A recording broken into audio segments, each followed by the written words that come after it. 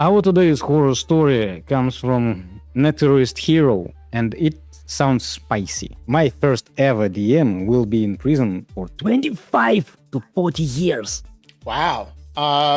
Who was their DM? Oh shit, this is... Remember we had a story a long time ago where they found out one of the players was like a sexual predator or something? Yeah. Yeah. He served 10 years or so. Yeah, now we have a DM that's going to jail for 25 to 40 years? What the heck? He must have murdered somebody. All right, let's find out. At least. It's not tax manipulation. So this might be a real horror story, Texas Chainsaw Massacre style. Oh, shit. Okay, this is not your usual D&D horror story, but I wanted to share this strange but true story with someone. Thank you for sharing it with us, by the way, Naturist Hero. Always appreciate. I was introduced to D&D way back in 1987. I was around 12 or 13 at the time, and my friend and I had the entire summer with very little to do.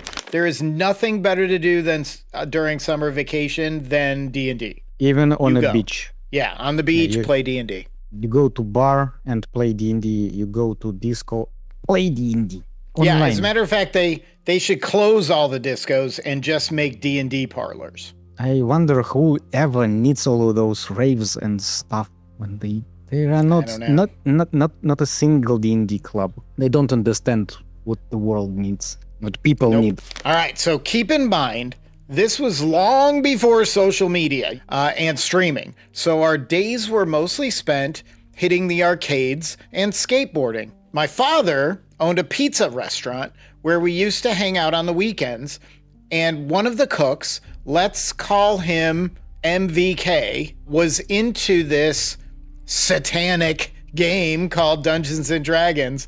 What are your children doing in your basement? Summoning dragons? Yeah, Demogorgon. In your basement. So that's all we really knew about it at the time, was that it was satanic, because of the Baptist school I attended, that the game was supposedly devil worship. It definitely is. By the way, it wasn't just D&D. It was everything that was fun. But we didn't care about that. We were just looking for fun. And the fact the occultic element gave the game an enticing air of forbidden mystery. So the Satanic Panic, once again, drove kids to the game. Barbara Streisand effect. Usually we stick to D&D and give you advice about D&D and horror stories. Today I'm going to give you some parenting advice. Everything you tell your kids not to do, they're going to do. Think about it. What's going to be better for D&D than to forbid your kids play this game? Either they're in your basement rolling dice or they're out running the streets. You decide. Worshipping devils. All right, so MVK noticed that we were super bored and introduced us to D&D, and was even kind enough to give me his first edition Advanced Dungeons and Dragons, or an Advanced Dungeon Master's Guide. The one with the creepy guy opening the treasure vault. Man, I cherished that thing like it was the One Ring. Precious. And I must have read it over a dozen times, even though the writing was dense and the rules for me were confusing. They definitely were. Still, there was a mystery surrounding those dusty old books that you just don't get nowadays. Either that, or we were just really young and lost in our imaginations. Great place to be. MVK even gave me his ring binder full of his campaign notes because, as he later told me, he had gotten bored with D&D and was moving on to other things. Where are you going to move? D&D is final destination. This is probably why he's going to prison. He only ever DM'd one game for us, which lasted about 30 minutes, during which my first ever character, a fighter elf named Hector, and my friend's PC, a half-orc cleric named Lattice, encountered a group of cultist lizard folk. We killed the lizard folk, and when the battle was over, MVK suddenly stood up from the booth. We were in the family restaurant playing, and told us he had to go. Where he went, I have no idea, and I never found out. The strange thing is, he even quit his job, and we never saw him again. My friend and I spent the entire summer trying to learn the game on our own, which was very frustrating. They still had AD&D.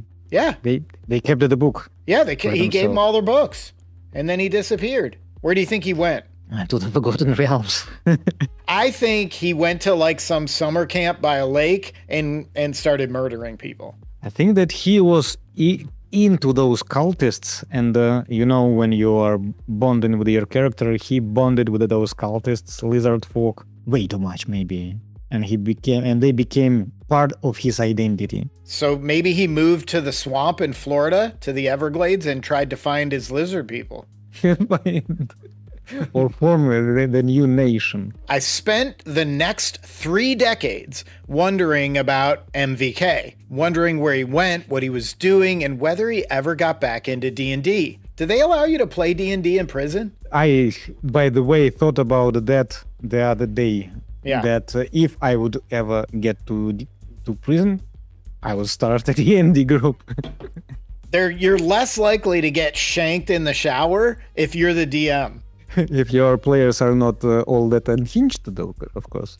They don't bring the characters' problems into the real life. But what is better to do in the prison when you have all the time of your life and nothing else to do? Nothing else. Nobody is glued to their phones. Everybody will pay attention to the game and want to be immersed in another realm rather than be immersed in where they are. But for 40 years, he probably missed all the additions. And if he got stuck with AD&D, that's a bummer. At least 3.5.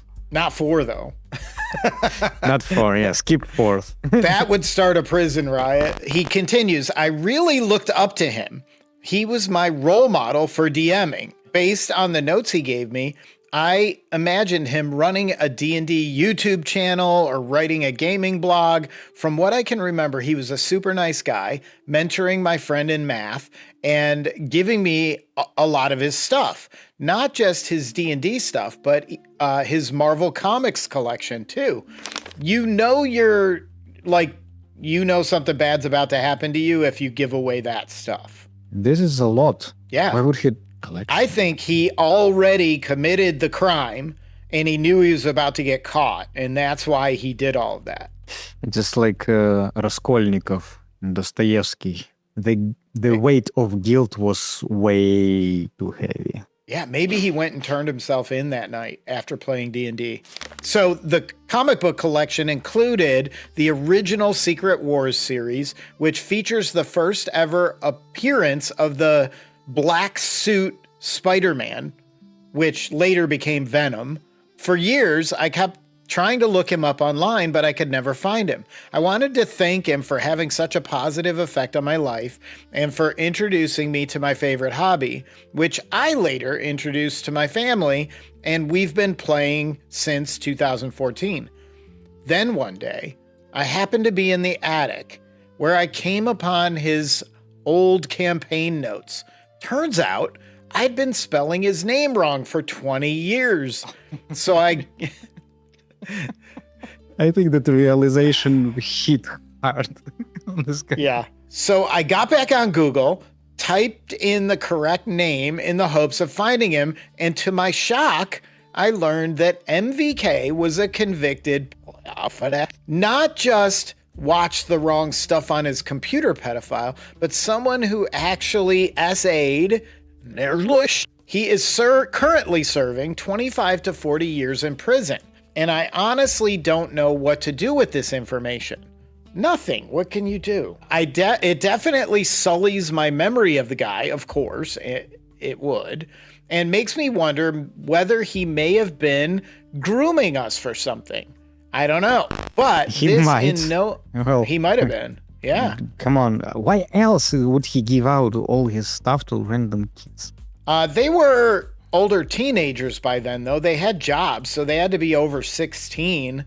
I don't know. Maybe he just thought that they were 13, 14, but still 16 is way too. Oh, that's true. It was the parents' business. So he probably worked there when he was younger. Yeah, so I don't know. I would definitely be thankful that he didn't do anything to you. But this in no way hinders my love for the game. It's just a strange thing to learn after so long that somebody you remember so fondly could have such a heinous history. Absolutely, I agree with you. That is horrible. I am so glad he didn't do anything to you. But I am also very glad that if he did what he was convicted of, which obviously he must have, that he's in prison. Because I'm sorry, people like that shouldn't be out. He is still in prison, I guess. Yeah, 25 probably to 40. probably not playing D&D, because I don't think that anybody he would have hard times trying to have a group.